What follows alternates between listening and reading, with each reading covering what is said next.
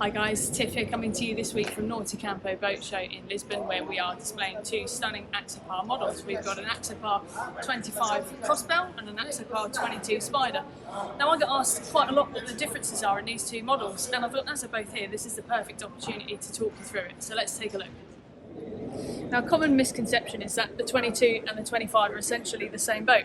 They aren't. There is a difference.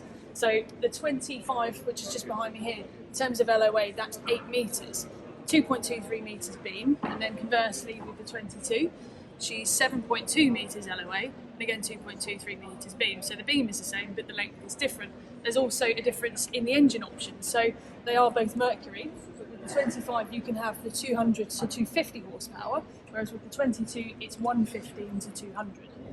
And we've stepped onto the 22 here, and the configuration at the back of both of these boats are similar. You can have 3 different options. You can have the U-shaped seating like this one, a bench seat or a multi-storage locker. The seating, again in the centre there, the helm position is similar to the 25. The difference mainly is that this is a full walk around, whereas the 25 is asymmetrical. We'll show you that in a second. Let's walk into the cockpit.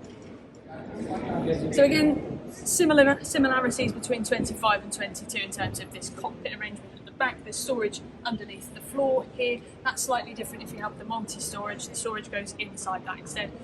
And then the helm position here in the centre. So you've got your driving position, a wind deflector there which also lifts, and you can see here the seats are configured to show you the seats turn around, so you can have both of them facing backwards to create social space or facing forwards for when you're driving. Let's take a look at the front.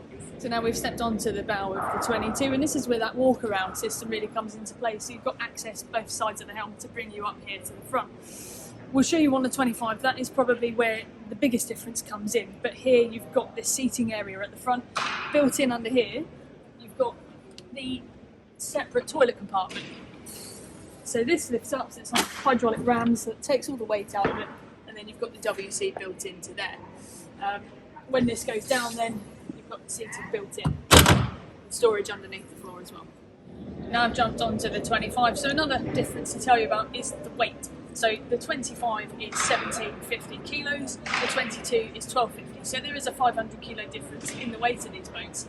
That's without engines and bits like that. So then this one to show you has got the T-top. You can have this on the 22 as well. It's a really good option. It keeps the sun off you if you're in a nice and warm climate.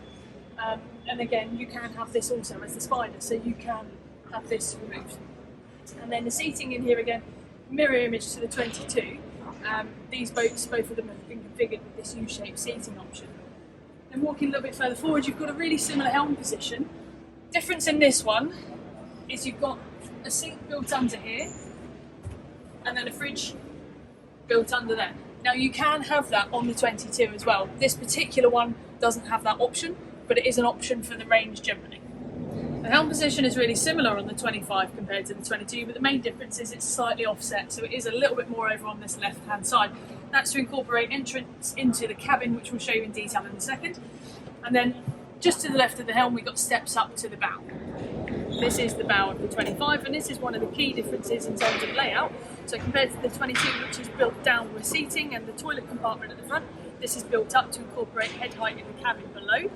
Entrance is on this left hand side, that's the left side of the helm position. Then we've got this double sunbed. This is a really nice relaxing area. You've got cup holders built in, you've got straps here to hold on to, so if you did want to sit here when you're going fast at sea, you can absolutely. And then just behind you, you've got window into the cabin, so that's going to let in lots of natural light, and it's quite a nice visual feature. One of the biggest differences in these two models is the 25's ability to sleep on board. The 22, conversely, is essentially a day boat, but to the right hand side of the helm position here, we find a cabin. So one step inside, and we've got a double bed. Now this is built to give you head height to sit on the end of the bed here, and I mean I'm relatively average height, but I've got decent head height getting in. The bed is pretty spacious, so I'm not going to fully lay on it, but you can see there's room for 2 people here quite happily.